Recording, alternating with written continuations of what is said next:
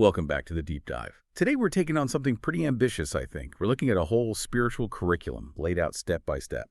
We're diving into Zinovia Dushkova's big series, The Teaching of the Heart. And our mission really is to follow this path exactly as it seems intended, like a progression. We'll trace the ideas across the three cycles, the leaves, then the flowers, and finally the fruits of Maitreya's garden. So starting with that initial spark, that aspiration, all the way to, well, the ultimate goal.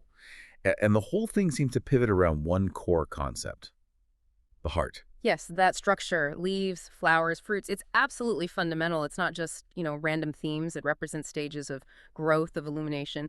For listeners maybe less familiar with this specific esoteric background, we're dealing with concepts like Agni Yoga, lots about fire, cosmic evolution, and the heart being central. So we have to follow that order. You can't really jump to the end, the fruit, without understanding the leaves. That's the foundation, the intense prep work. So let's start right there with cycle one. Okay, cycle one, leaves. Laying the foundation. Yeah. And right off the bat, the feeling is, well, urgent, very urgent. It's suggesting these aren't just any times we're living in. It talks about a last battle happening on Earth, but here's the twist. It's not external warfare in the usual sense. Right. Not tanks and missiles. No, it's internal. It's fought within consciousness. The source material is clear. At this point, every single human heart is deciding its own eternal destiny. Wow, eternal destiny. It's presented as a stark choice, really. You either commit fully, link up with what's called the divine fire, or you basically step off the path. You fall back onto an involutional rung. Involutional run, like going backwards. Exactly, falling out of the evolutionary stream. And linking with that divine fire, that's the fiery baptism the texts talk about. Okay, let's unpack that fiery baptism. Yeah. What's actually happening to a person during this? Is it metaphorical or? Well, the teaching presents it as a very real, energetic transmutation. It's about transforming the body structure, the consciousness itself, getting it ready for, well, superhuman states. Helena Roerich is cited as the example, the one who apparently went through this intense, fiery overstrain while still alive on Earth. She set the pattern. And if you resist this, Yeah. if you don't undergo the baptism, Then you shift to that involutional rung. The Earth is moving into this fiery state anyway, energetically speaking. If your own matter, your consciousness, resists that refinement, you contract instead of expand. You move backward on that cosmic ladder. that sounds intense. Yeah. And it seems the environment we live in makes it even harder. Big Mhm. cities, specifically. Definitely. The texts are very explicit about this. Cities are described as poisoned, energetically speaking. All the negative thoughts, the fear, the aggression from millions of people. Oh. It creates a kind of psychic smog. A barrier. Yes, a barrier. The pure fiery energies needed for this baptism, they can't just penetrate this miasma cleanly. They need something to draw them in. Which is where certain individuals come in. Right. It relies on the magnetic attraction of highly spiritual hearts actually living within those polluted areas. They act like anchors or conduits. So if those energies mix with the poison city energy, That's where problems arise. The texts suggest this can manifest as complex illnesses in people if the pure fire gets distorted during transmission. so advanced souls aren't just teachers. They're almost like spiritual lightning rods, pulling down the energy safely. That's a huge responsibility. It is. And it underlines why individual effort is so critical. Given all this, what's the number one thing the teaching says an individual needs to focus on? Aspiration. Relentless aspiration. Yes, a constant striving for progressive movement. It's not about fame or showing off powers. It's about achieving total power over yourself, your lower nature. Self-mastery. Complete self-mastery. That's the real sacrifice required. Power over the world only comes through power over oneself, and you have to keep looking forward. The texts warn even a slight look back metaphorically stops your progress dead. And to show this isn't just personal development, the sources point to historical and even astronomical signs, heavenly signposts, they call them. Right. It connects the dots historically. Helena Blavatsky's work is mentioned as preparing the ground, setting the stage for this great mystery. Then there are more specific, almost physical signs mentioned. Yes, like the Udamara flower. According to Buddhist tradition, it blooms only once every 3,000 years. Its appearance in 1997 is presented as a signal that Maitreya's teaching was beginning, this new era was opening. Okay, but the most specific and maybe controversial claim is about 2017, the symbolic nativity of the Messiah. That's a really striking point. It connects astrology, ancient prophecy, and esoteric ideas in a very precise way. Can you break down that alignment, Jupiter and Virgo? Yes. Jupiter, the King of Kings planet, entered the constellation Virgo, seen as the cosmic womb. And it stayed there for 42 weeks, roughly 10 months, the length of human gestation. This whole celestial event is interpreted as symbolizing the descent of the King of Kings from the Tushita heavens, a concept from Buddhist cosmology. And it's not just presented as modern astrology, is it? They link it further back. Exactly. The sources connect it to things like the geometry of the Great Pyramids and, quite remarkably, to a prediction by Rabbi Judah ben Samuel, a 12th century Jewish mystic. What did he predict? He apparently prophesied that the Messianic age would begin after the 10th Jubilee year, calculated to end in 2017. So the teachings is basically saying, look, these different traditions, these celestial clocks, they all pointed to this specific time. It underscores the idea that this isn't just a philosophy, it's a cosmic event unfolding. Precisely. Your personal spiritual work isn't happening in a vacuum. It's tied into these larger cycles, these cosmic markers. It adds a layer of, well, objective reality to the subjective struggle. Okay, so that intense individual focus, that aspiration is set. But then the teaching immediately moves to the collective. How does this scale up the idea of the community? Yeah, this is vital. The teaching insists you can't ascend alone. Isolation isn't the path here. The community isn't just any group. It's defined as a sphere of shared work towards a common spiritual goal. Shared labor. Shared labor, unified intent. The strength isn't numbers, it's unity. And it stresses something called commensurability. What does that mean in practice? It means putting the right people on the right tasks, basically, respecting individual aptitudes and spiritual leanings. You can't, as the text says, force blacksmiths to play the violin if they have no inner pull towards music. Right, that makes sense. You just create friction. Exactly. Imposing roles breeds resentment. A true community needs a binding heart, a shared core aspiration. It could be just 2 or 3 people, or it could be the vast unseen brotherhood. Size isn't the point, resonance is. And while defining this true community, there are some pretty sharp warnings about fakes, false leaders, pseudo-bearers of light. How do we spot them? The description is quite vivid. They operate with cold rationality, lacking heart. They separate people, condemn those they don't like, and grab authority they haven't earned spiritually. So it's intellect without the heart's guidance. Precisely. They use intellectual arguments, maybe even sound very pious, but the core is ego and division. The sources use the phrase, hiding their Judas face behind a white cloth. Very evocative, focused on personal power, not service. Which contrasts directly with the true hierarchy, the fiery hierarchy. What defines them? Quality and self-sacrifice, that's it. Fame, titles, eloquent speeches, none of that matters. Their defining trait is unbroken will, proven by withstanding evil across ages. And how do you approach them or recognize them? Interestingly, the main condition isn't about your own purity level initially, but about showing reverence for their accepted disciples. You judge the leaders by their fruits, their actual deeds, their unwavering dedication to the common good, not by their words or appearance. This leads straight into the difficulty of discernment, especially since the text warned about the Black Lodge actively trying to undermine things. Yes, and it's tricky. The sources state that the intellectual development of some members of the Black Lodge can be extremely high, even unsurpassed. So if they're that smart, how do you tell the difference? Intellect alone won't cut it. It absolutely won't. That's the trap. They use that intellect to sow doubt and mistrust within genuine groups. So the discernment has to come from the heart. The heart again. Always the heart. The teaching suggests that lower consciousnesses project their own flaws onto others. They see the worst because that's their own filter. A highly developed intellect without a connection to the flaming heart just makes the deception more sophisticated. But the heart, it feels the presence or absence of that authentic divine fire beneath the surface. Hashtag 1.3 the heart as the cosmic magnet and guide. Okay, we've got the individual urgency, the need for true community, the hierarchy. Now, the teaching really zooms in on the engine driving all of this, the heart itself, the heart of infinity. This part is, well, it's cosmic in scale. The universe isn't seen as random. It's a single, unified, incredibly rational being. And the great heart is the central magnet, the source, constantly generating everything, spheres, worlds, life. The source of everything. Yes, and the fundamental law governing this creation. Simple. Love demands only love in return. That's the pulse of existence. It's a beautiful idea. But then it immediately brings in this rather stark warning about humanity's role and responsibility. Earth is just a particle, yet our actions. Our aggression has consequences far beyond our planet. The text uses the example of cannon fire on Earth causing disasters on distant worlds. Seriously, cannon fire. That's the claim. It illustrates a profound interconnectedness we usually ignore.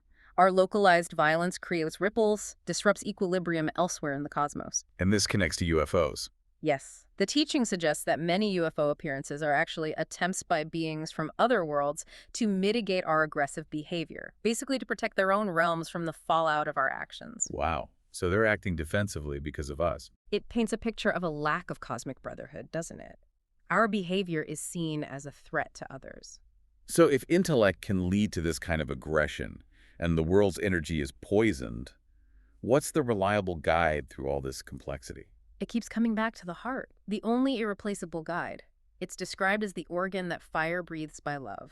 It's what opens the gates to the new world, the era of love. And it has practical functions too, right? Protection. Absolutely. It acts as a constant shield against negative influences. And it's called a small ashram, like a portable sacred space within you that can actually expand infinitely to embrace the whole world. A limitless inner space.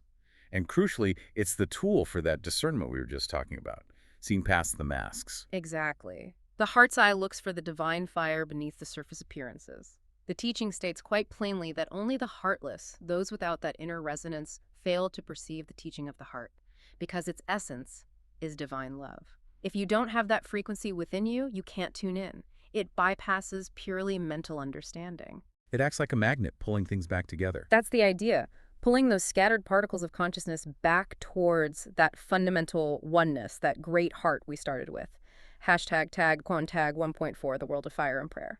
This first cycle, the leaves, seems to culminate in understanding fire, not just as energy, but as the actual substance of the coming epoch. Yes, fire is presented as the very basis of all creation, and not just one kind of fire. The texts mention up to 144,000 types of radiation or manifestations of this fiery principle. It's immense. And the core rule for living in this fiery world. Simply to love. That's the fundamental law. As Earth moves into this epoch of fire, matter itself is becoming subtler, rarefied. And if you resist this change, we touched on this with the involutional rung. Right. If you resist accepting these new fiery energies, your physical body, your consciousness becomes increasingly out of sync with the planet's evolving state. You can't resonate with the new reality. Which highlights the heart's role again. Critically, it's stated as the only organ capable of receiving and processing these high-frequency rays from the fire-breathing spheres. Without a developed, open heart, you literally can't handle the incoming energy of the new era. Okay, so the heart is the receiver. How do we keep that channel open, strengthen that connection daily? The teaching talks about the prayer of the heart. And it completely redefines prayer. It's not about reciting words at set times. No? What is it then? It's defined as continuous, unceasing, selfless service and labor. That is the prayer. It's the constant action for the common good. That state of being is the mediator with the higher worlds. And it acts as a shield, too. A powerful, invisible shield against what the texts call vampirizing creatures, entities or influences that try to drain your life force. Consistent, selfless action protects you. There are some specific warnings, though, about how not to pray. Collective prayer, for instance. Yes, this is important. Group prayer is only beneficial if all the hearts involved are in perfect harmony, truly unified. Otherwise, the clashing thoughts, the hidden egos, they create energetic chaos. A destructive whirlwind, the text calls it. It does more harm than good.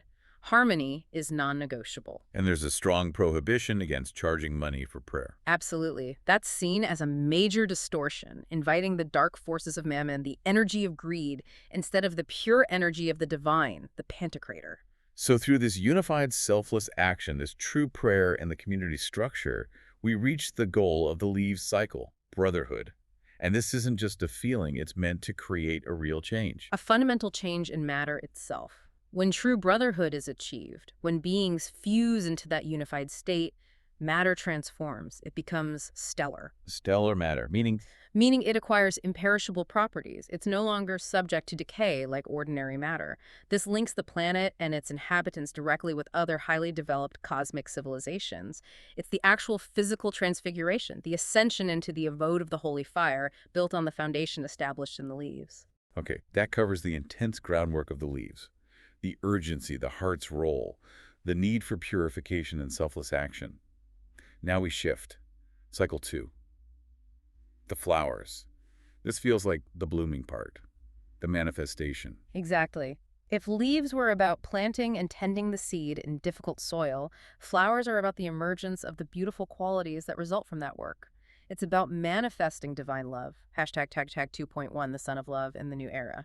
And the central image here is the Son of Love, Maitreya as this new sun. Yes, Maitreya is presented not just as a teacher, but as a cosmic principle, the sun of the new world, rising symbolically in the east. He represents the synthesis, the perfect blending of the father principle, Ra, and the mother principle, Mother Dawn. Holding the child of fiery color. Right. That represents the perfected divine seed within. Maitreya embodies the unity that the new epoch demands. And when this new sun is accepted, when the fiery baptism is successful, the result is transfiguration. Complete transfiguration. The metaphors used are quite beautiful. The planet itself becomes resplendent like a diamond of pure water, polished and perfected. And the people. They blossom like snow-white lotuses resting on universal waters. It signifies the pure essence finally freed from the dross, the chaff of the ego. The wheat is separated from the chaff, essentially. Purification is done, manifestation begins. This new state implies a new way of communicating too, doesn't it? Yeah. Moving beyond the limits of the mind. Definitely. The teaching says communication with the Creator, and presumably among attuned beings, happens purely in the language of the heart. Silent speech. Silent speech, yes. But it's imbued with an all-understanding love. It's considered far superior to mental processing, which needs lots of arguments and logic. How is it superior? Mental talk is linear, step by step. Heart language is described as unfolding networks of images, fiery signs, allowing vast amounts of information and feeling to be conveyed instantly and compactly. Think of it as telepathy saturated with love. Hashtag 2.2, the joy and radiance of the heart. Within this flower cycle, joy gets a special emphasis. It's not just a feeling. It's treated as a major spiritual force. Yeah. How does that connect to love? This is a key distinction. The teaching contrasts earthly love with heavenly love. Earthly love, it says, ultimately brings sorrow. Why sorrow? Because it's usually possessive, attached to temporary things or people, focused on what you get out of it. Because it's temporary, it inevitably leads to loss and pain. Okay. And heavenly love. Heavenly love brings great joy. Because it's detached from specific forms, focused on the eternal source, and it's boundless, giving rather than taking. That resulting joy is the sign, the proof of that higher connection. It's described as having fiery wings that lift the spirit. That difference, possessive versus boundless love, seems crucial for this stage. And this culminates in the image of the rainbow of fire. Yes, the rainbow of fire is the rainbow of love. It's the ultimate symbol of synthesis. Imagine all the 7 rays, all the fires from countless divine sources focusing together on Earth's core. An invisible flame. An invisible, iridescent flame, gathering all these divine threads. It symbolizes light finally triumphing over the dark age. It's the signal that the cosmic spring has truly arrived. So the core message of the flower cycle seems to be about radiance. The purpose of the individual, the planet, once purified, is simply to shine, to express that boundless love and joy outwardly, pushing back the gloom. Exactly. It's the act of blossoming, the sharing of the light that's been cultivated. This prepares everything for the final stage. Which brings us to the final cycle, the culmination, the fruits of Maitreya's garden. So leaves prepared the ground, flowers showed the bloom, fruits must be the harvest. Precisely. This is about the result, the achievement, the imperishable outcome of all that spiritual labor. Hashtag 3.1, the harvest of immortality. And the key concept is the fruit of love. This connects back to everything before it. It represents the full maturity of that sacred flame. Remember the fire-breathing seed planted in humanity. This is it, fully grown, nurtured through aspiration in the leaves, blossomed through love in the flowers. The realized potential. Yes. These flaming fruits are described as being grown in the fiery garden. They might be invisible to our normal sight, but they provide eternal nourishment, ethereal gifts for souls. This is the substance of immortality. And there's a selection process here too. Very much so. Anything that bears this spiritual fruit is carefully preserved by the forces of evolution. Anything still primarily made of dust, ego, attachment, the undefined self is considered cosmic rubbish and swept away. That's dark. So once you've achieved this fruit, this high state, is that it? You just exist immortally. Yeah. The teaching brings in a final principle, the law of giving. Right, it's not static. Achieving the fruit puts you into an infinite dynamic loop.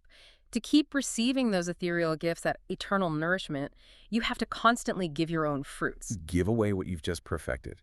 You offer your perfected harvest back to the heavens, back into the flow. It sounds paradoxical, maybe, but the teaching is firm. It is only through giving that everything is obtained. So that selfless service, the prayer of the heart from the leaves cycle, it doesn't stop. It becomes the very mechanism of sustaining immortality. It seems so. The constant giving is the ongoing harvest that ensures you continue to receive. Daily dedication becomes eternal sustenance. And the final vision ties it all together. Earth as Maitreya's garden. Yes. The whole planet is seen as this garden where hearts have matured like ripe fruits. They're ready to offer their solar radiance, their achieved stellar, imperishable structure, back to the source, symbolized as laying them at Maitreya's feet during the Great Advent. So the transfiguration is complete. Perishable matter has become imperishable through fire and love. That's conscious immortality. That's the ultimate achievement described in this final cycle, the completion of the journey from spark to star, you could say. #tagoutro. So when you look at the whole series, the teaching of the heart laid out like this, it's really a complete roadmap, isn't it? A continuous spiral upward. You start with the tough choices, the self-work, the purification in the leaves. You absolutely need that foundation. The intense preparation. Then it has to blossom outwards. Universal love, joy, radiance, that's the flower stage. The manifestation. Right. Sharing the light. And finally, the culmination in the fruits. Achieving that imperishable stellar state. Immortality through selfless giving, seed to harvest, the whole cycle. And throughout it all, the absolute key, the engine, is the heart.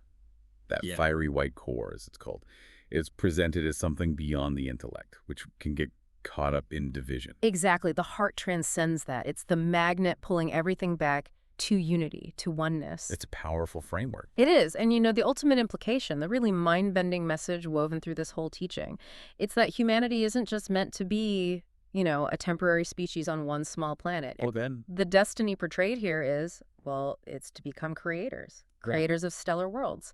The teaching suggests the vastness of the cosmos, the stellar ocean, is our intended inheritance. And the key to unlock all of that, the imperial treasuries, the riches of creation, it's right there in the flaming heart. It's presented almost as a birthright. You are the child of God, and the boundless expanses of the stellar ocean are prepared for your inheritance. That's a lot to take in. It certainly is. So the question it leaves us with, perhaps, now that we've traced this path, if that potential lies within, what single heroic deed, big or small, will you perform today, right now, in the name of the common good, to start multiplying your own fires and begin preparing your own first fruits?